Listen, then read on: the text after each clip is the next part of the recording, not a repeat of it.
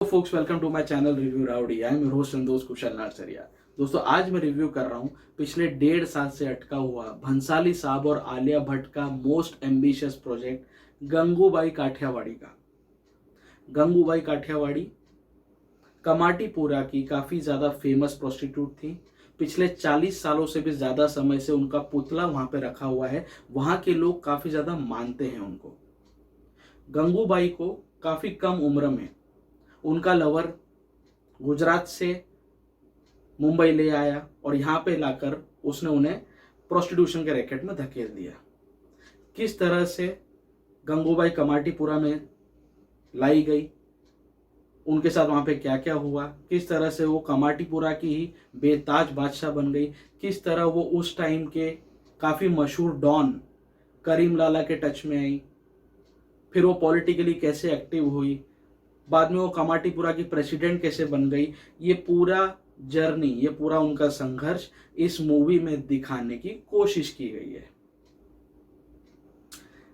Gangubai Kathiawadi technically तो हुसैन जैदी की book the mafia queens of Bombay से प्रेरित है, लेकिन ये कितनी प्रेरित है, बंसाली साहब ने इस बुक को कितना पढ़ा है, कितने चैप्टर्स उसके पढ़ के इसमें दिखाने की कोशिश की है, ये मैं नहीं जानता। आई गेस ये कोई भी नहीं जानता, क्योंकि ये मूवी गंगूबाई काठियावाड़ी इतनी ज़्यादा मेलोड्रामेटिक, इतनी ज़्यादा ओवर ड्रामेटिक लगी मुझे। तो मुझे नहीं लगता कि हुसैन जैदी साहब इतना ज़्यादा ड्रामा, इतना ज़्यादा मसाला अपनी बुक में लिखे होंगे। ठीक है, सिनेमैटिक लिबर्टीज के नाम पर कुछ चीज़ें करनी पड़ती हैं। एक मूवी को एंटरटेनिंग और एंगेजिंग बनाने के लिए कुछ हाथ पाँव इधर उधर मारना पड़ता है। We can not stick to the narration as it is which is mentioned in the book. I accept this point. लेकिन भैया इतना ज़्यादा फॉल्टर, इतना ज़्यादा गुफअप, इतना ज़्यादा इधर उधर की बातें मैंने आज तक तो नहीं देखा। Gangubai Kathiawadi I would say is the strongest movie in Alia Bhatt's acting career and the weakest movie in Bhansali Saab's direction career. I had never expected such kind of goof from Mr. Sanjay Leela Bhansali. Bhansali साहब की movie है, उनका project है, उन्होंने ही कहानी लिखी, उन्होंने ही music दिया, उन्होंने ही एडिटिंग की, उन्होंने ही डायरेक्शन किया। अच्छी बात है, ये चीज़ें उन्होंने ब्लैक में भी की थी, गुजारिश में भी की थी, वो फिल्म में मास्टरपीस बनी। लेकिन गंगूबाई के साथ क्या हो गया भाई, क्या हो गया? हम लोग नहीं बचपन में स्लैम बुक बनाते थे, जो जो पिक्चर्स हमको अच्छे लगते थे, एक टॉपिक पकड़ते थे, एक थीम पकड़ते थे, जो जो पिक्चर्स अच्छी लगती थी हम उसमें चिपका के नीचे छोटा सा कैप्शन लिख देते थे। वो हमारी स्लैम बुक तैयार हो जाती थी। 10, 15, 20 पेज, 50 पेज जितने की बनाते थे हम वो स्लैम बुक बना के रख देते थे। तो बंसाली साहब ने भी गंगूबाई काठियावाड़ी की, मेरे को नहीं लगता कोई स्क्रिप्ट वगैरह लिखी, उन्होंने स्लैम बुक ही बनाई है। उनके दिमाग में कुछ चलचित्र चल रहे थे, उनका क्रिएटिव माइंड तो सब जानते हैं, उनका विजन सब जानते हैं, भव्यता उनके कण कण में बसी हुई है। वही चीज़ उनके दिमाग में चल रही थी, वो चीज़ को वो कैनवास पे उतारते गए, अपनी सो कॉल्ड स्क्रिप्ट में वो डालते गए और उसके नीचे कैप्शन के नाम पर उन्होंने डायलॉग बाजी रखी। फिल्म में दबा के डायलॉग बाजी है, सीटी मार डायलॉग बाजी है, लेकिन सीटी तब बजती है किसी भी डायलॉग पे जब ऑडियंस उससे इमोशनली कनेक्टेड फील करती हो। ये फिल्म का स्क्रीन प्ले इतना ज़्यादा डिसजॉइंटेड है, इतना ज़्यादा अनकन्वेंशनल है, जिसकी कोई लिमिट नहीं है, कोई सिर पैर ही नहीं है। अभी क्या सीन दिखाया, बाद में किधर चली गई फिल्म, फिर तीसरा सीन कुछ और ही जिसका ये दोनों सीन से कोई रिलेशन ही नहीं है। फिल्म स्टार्टिंग में बहुत बेहतरीन तरीके से शुरू हुई। इसका जो ओपनिंग शॉट है वो आपके रोंगटे खड़े कर देगा, जहां पे एक लड़की को तैयार किया जा रहा है प्रोस्टिट्यूशन में धकेलने के लिए, जबरदस्ती उसके ऊपर मेकअप लगाया जा रहा है और उसकी नथनी डाली जा रही है जबरदस्ती, जिस वजह से उसका खून बह रहा है। That's a very alarming signal. आपके रोंगटे खड़े हो जाएंगे फिल्म का स्टार्ट देख के। वहां से फिल्म चालू हुई, बहुत अच्छे और रियलिस्टिक वे में चलती गई। आधे पौने घंटे तक पिक्चर चली, 40 मिनट तक टू बी प्रिसाइज। उसके बाद रायता फैलना चालू हो गया। 40 मिनट तक आपको सीट से बांधी रखेगी स्टार्टिंग की फिल्म। इसके ट्रेलर में आपने देखा होगा, अजय देवगन आते हैं, जब अजय देवगन की एंट्री होती है ट्रेलर में वो आके एक आदमी को अपनी गाड़ी पे ठाप ठाप ठाप मारते हैं। वो सीन तक ही ये मूवी देखने लायक है, मैं तो ये कहूंगा। उसके बाद फिल्म में रायता फैलना शुरू हो जाता है। कहानी कहाँ की कहा जा रही है, प्लॉट इनके पास इतना सा था। क्यों था? क्योंकि भंसाली साहब को उतना ही मालूम है गंगूबाई काठियावाड़ी के बारे में जितना सोशल प्लेटफॉर्म्स पर अवेलेबल है, जितनी इंफॉर्मेशन, जितना विकिपीडिया पेज पर अवेलेबल है, जितना दूसरे सारे वेबसाइट्स वगैरह पर अवेलेबल है। ना भंसाली साहब ने रिसर्च की। मेरे ख्याल से इन्होंने कमाटीपुरा जाके विजिट भी नहीं किया होता तो वहाँ के कुछ लोग जो गंगूबाई को मानते हैं, कुछ पता चलता वो क्यों इतना मानते हैं, क्या उनकी जनरेशन का कोई जिंदा है आज तक, वो बता देता गंगूबाई के क्या स्ट्रगल्स थे, किस तरह से क्या चैलेंजेस फेस करके वो यहाँ पे इतनी बड़ी बन गई, भगवान के लेवल पे उनको माना जाने लगा। क्यों? क्या उनके गॉडली डीड्स थे, ये उन्होंने जाके पता ही नहीं किया। उतना उनके पास शायद टाइम ही नहीं था। रिसर्च कौन करेगा?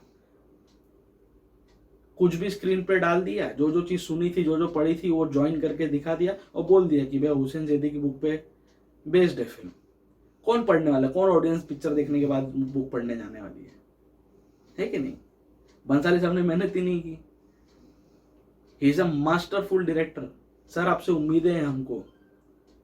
You are one of the finest directors of Bollywood, how can you commit such a goof up? It's a crime I would say. 40 minute तक फिल्म अच्छी चलती है, उसके बाद गंगूबाई का अचानक से लव अफेयर दिखाता है। वो शाश्वत महेश्वरी करके कोई एक्टर है, उसके साथ लव अफेयर चालू हो जाता है। वो लव अफेयर इतना खींचा है, जबरदस्ती गाने भी ठूसे हैं, इतना खींचा है और उसका कोई लेना देना नहीं, कोई सर पैर नहीं, कोई आने जाने नहीं उससे। फिर लव अफेयर खत्म हुआ तो फिर अचानक से इसमें ये दिखाया है। तो गंगूबाई के कैरेक्टर में आपको बताता हूँ, गंगूबाई के कैरेक्टर में आलिया भट्ट है, उसकी परफॉर्मेंस आउटस्टैंडिंग है, नो डाउट इन दैट। ये ट्रेलर में देख के समझ में आ जाता है। अजय देवगन अच्छे एक्टर हैं ही, विजय राज अच्छे एक्टर हैं ही, बंसाली साहब का प्रोजेक्ट है तो भव्यता तो होगी, सिनेमाटोग्राफी अच्छी होगी, बैकग्राउंड स्कोर अच्छा होगा, म्यूजिक भी ठीक ठाक होगा। ये सारी चीजें बाय डिफॉल्ट बंसाली साहब के मूवी के साथ आती है, पैकेज डील है। लेकिन गंगूबाई में गलतियां कहाँ कहाँ हुई? 40 मिनट हो जाने के बाद इनका लव अफेयर चालू होता है, जो कभी ऐसा लगता है खत्म ही नहीं हो रहा है, जन्मों जन्मांतर तक चलता जाएगा। इतनी बोर, इतनी स्लो हो जाती है फिल्म। उसके बाद लव अफेयर खत्म हुआ तो फिर दिखाते हैं इसमें जो सीमा पावा का कैरेक्टर है, she is the brothel owner. जब गंगूबाई को लाया जाता है, गंगूबाई जब तक बड़ी होती है तब तक सीमा पावा ही उनका कोठा चलाती है। तो सीमा पावा का भी कैरेक्टर बहुत अच्छा दिया है इसमें। तो सीमा पावा के मरने के बाद अचानक से सारी जो प्रोस्टिट्यूट्स हैं, उनकी जो कलीग्स है साथ में, वो सारी आती है और गंगूबाई को एक गिफ्ट देती हैं कि आज से हम आपको इस ये पदवी देते हैं कि आप हमारी घरवाली बोलते हैं उनको, जो प्रोस्टिट्यूट का जो पूरा ब्रोथल चलाती है वो घरवाली बोला जाता है उनको, वो पदवी हम आपको देते हैं। ठीक है, वाकई सारी लड़कियां उनको गिफ्ट दे देती है आलिया भट्ट को। लेकिन ये गिफ्ट उन्होंने क्यों दिया? आलिया भट्ट ने ऐसा क्या किया? वो टाइम तक ऐसा कुछ दिखाया नहीं। आलिया भट्ट तो नॉर्मल जी रही थी, बस वो खाली रिवोल्ट करती थी सीमा पावा के अगेंस्ट, बस। और तो क्या है, क्या भला किया? कुछ नहीं किया। मैं तो कन्विंस ही नहीं हुआ। आके बस इनको बना दिया कि चलो ठीक है, अभी सीमा पावा तो मर गए, अभी तुम उसका चार्ज ले लो। ठीक है, ये चार्ज लेने के बाद शायद बंसाली साहब को लगा कि यार ये तो अपन ने बहुत जल्दबाजी कर ली, चलो इसको थोड़ा कुछ अच्छा काम करते हुए दिखाते हैं। तो अचानक से वो टेरेस पे चली गई, टेरेस पे कुछ डंड पेल रही थी, वो पता नहीं क्या कर रही थी, और साइड में जाके एक पिंजरा दिखा दिया, पिंजरे में एक लड़की बंधी हुई है। तो ये पिंजरे में लड़की पहले से रहती है, शायद गंगूबाई को पता नहीं था, क्योंकि वो तभी का तभी उसको सीन समझाया होगा आलिया भट्ट को। कुछ भी चल रहा है, कुछ भी चल रहा है फिल्म में। तो पिंजरे में से वो लड़की को छुड़ाती है, वो लड़की की शादी करवाती है, और भी है वो चीज़। 2-3 डीड्स जो गुड डीड्स हैं गंगूबाई की, एक साथ थड़ा आपके सामने दिखा दिया। एक सीन से दूसरे सीन का कोई लेना देना ही नहीं है। अचानक से जिम साहब का कैरेक्टर आ जाता है, अचानक से वो गायब हो जाता है। अचानक से विजय राज का कैरेक्टर आ जाता है, अचानक से वो भी गायब हो जाता है। अरे चल क्या रहा है पिक्चर में, चल क्या रहा है? It is the most disjointed screenplay I have ever seen in any movie. Forget Bollywood, forget Hollywood. क्या चल रहा है ये? 40 मिनट तक अच्छी चलती है, उसके बाद कुछ भी चलता है फिल्म में। और जो लास्ट का जो इसका है क्लाइमैक्स सीन, उसके मेजॉरिटी जो हार्ड हिटिंग डायलॉग्स थे वो आपने ट्रेलर में दिखा दिए। वो बोलते हैं ना, आपको सुन के बुरा लगेगा, आपकी इज्जत गई तो गई, हम तो हर रात इज्जत बेचती है। ये सारे जो डायलॉग्स हैं, ये लास्ट में रखे गए हैं, और वो सीन मेजोरिटी तो आपका सारे हार्ड हिटिंग डायलॉग्स तो ट्रेलर में ही रिवील कर दिए, तो आपके लिए वो भी देखने के लिए कोई सेंस नहीं बचा। टेक्निकली आपको 40 मिनट तक, जब वो अजय देवगन पीट देता है ना उसको गाड़ी पे, बस वो पिक्चर वहां तक देखो और उठ के आप चले जाओ थिएटर से, कुछ नहीं आगे देखने को। लास्ट में अच्छी होती है फिल्म, क्लाइमेक्स सीन अच्छा शूट किया है, आलिया भट्ट ने अच्छा डायलॉग बाजी की, लेकिन उसके भी मेजोरिटी जो हार्ड हिटिंग डायलॉग्स थे वो ट्रेलर में आपको दिखा दिए गए, तो आपको देखने के लिए कुछ बचा ही नहीं गंगूबाई में। आप स्क्रीन पर जो देख रहे हो कुछ आपको समझेगा ही नहीं क्या चल रहा है, क्यों चल रहा है भाई। अरे अचानक से जबरदस्ती के सीन डाले गए इसको बड़ा दिखाने के लिए, गंगूबाई कितनी उदार है वो दिखाने के लिए। अचानक से पिक्चर 5 साल आगे बढ़ जाती है, 10 साल आगे बढ़ जाती है, अचानक से सीन में आके कोई बोलता है अरे वो जो हमारे ऊपर कोर्ट केस ठोका था ना ये कोठा हटाने के लिए, 5 साल हो गए हमको कोई जवाब नहीं मिला, कोई हमको जस्टिस नहीं मिला। अरे 5 साल हुए कब, तुम्हारे पे केस ठोका कब, वो 5 साल के बीच में हुआ क्या, तुमने कोई वकील रखा, वो वकील ने तुम्हारी जाके वकालत की, तुम्हारे राइट्स के बारे में बात किया, तुम्हारा दर्द दिखाया जज को, कुछ तो दिखाते ना, कुछ नहीं दिखाया।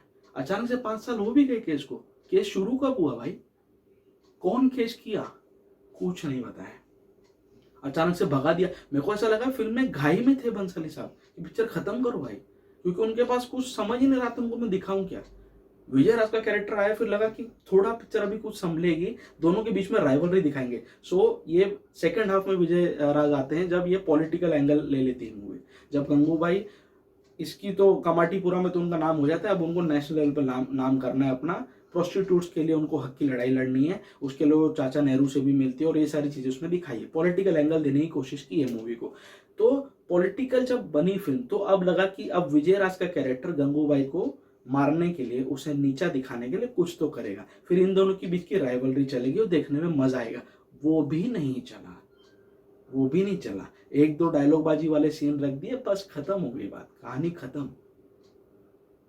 कुछ भी चल रहा है, जबरदस्ती के डायलॉग, अचानक से आलिया भट्ट को तो ऐसा लग रहा था जब सेट पे जा रही थी तभी उसको सब स्क्रिप्ट दी, भैया आज तेरे को ये डायलॉग बोलना है, अरे आज ये सेट चेंज कर दिया, आज इधर ये करना है, आज उधर वो करना है, कुछ भी चीज फ्लो में है ही नहीं। अचानक से आलिया भट्ट डायलॉग मारना चालू कर देती है, हमारा दर्द, हमारा दुख, हमारा ये, अरे व्हाट नॉनसेंस।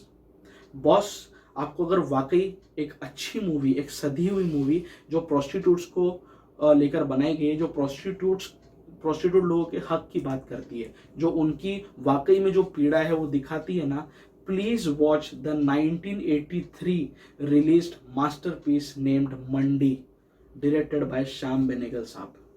उसमें स्मिता पाटिल थी, शबाना आजमी थी, उसमें नसीरुद्दीन शाह थे, कुलभूषण खरबंदा थे, outstanding star cast, outstanding director, and bloody it was a masterpiece. जो चीज श्याम बेनेगल साहब 1983 में दिखा गए, वो चीज, वो इम्पैक्ट, वो इमोशंस भंसाली साहब जैसे डायरेक्टर 2020 में भी नहीं दिखा पाए, वो इमोशंस जगा नहीं पाए।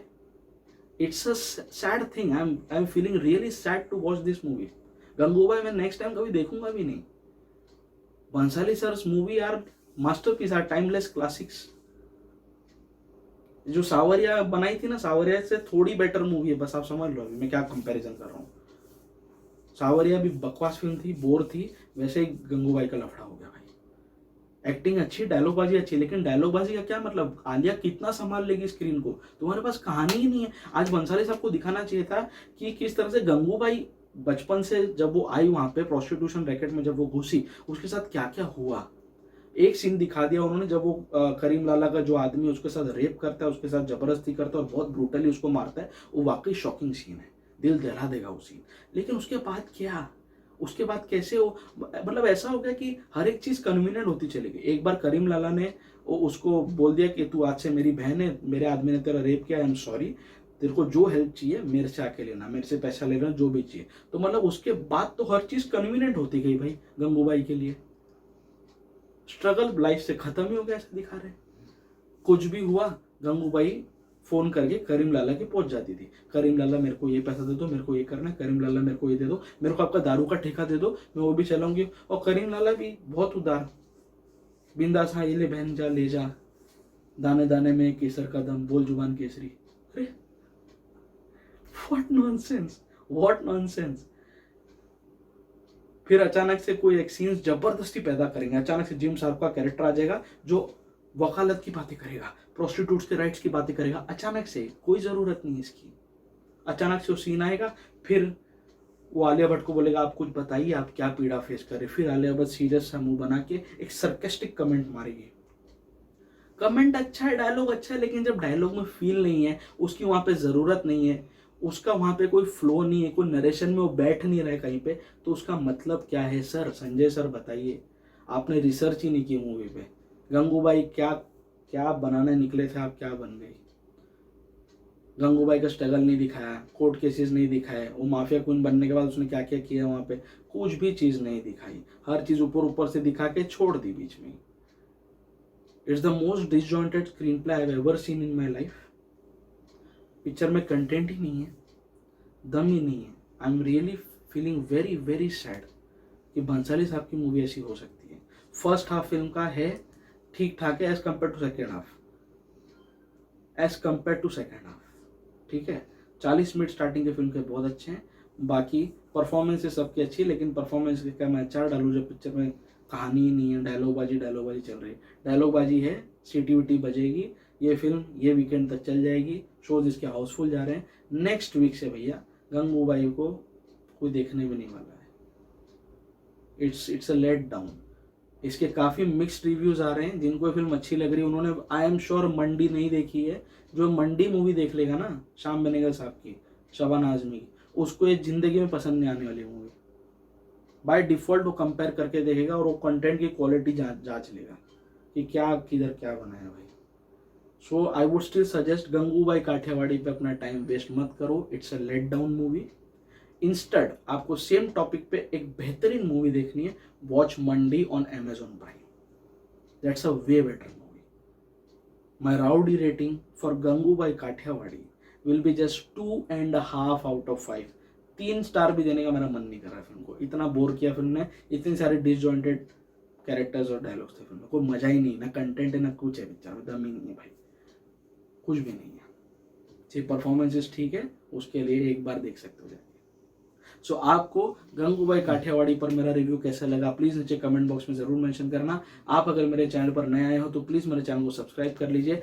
सब्सक्राइब करने के साथ साथ जो नीचे बेल आइकन होगा उसे भी दबा देना, ताकि जब भी मैं अपना नया कोई रिव्यू अपलोड करूँ आपको तुरंत उसका नोटिफिकेशन मिल जाए। आप लोग मुझे मेरे सारे सोशल मीडिया हैंडल्स पर भी फॉलो कर सकते हो, फेसबुक, इंस्टाग्राम, ट्विटर, सब जगह पर मेरे प्रोफाइल्स रिव्यू राउडी के नाम से ही है। The digital partner of this channel is Fi Havoc digital and the co branding partner is Chai Pakora productions.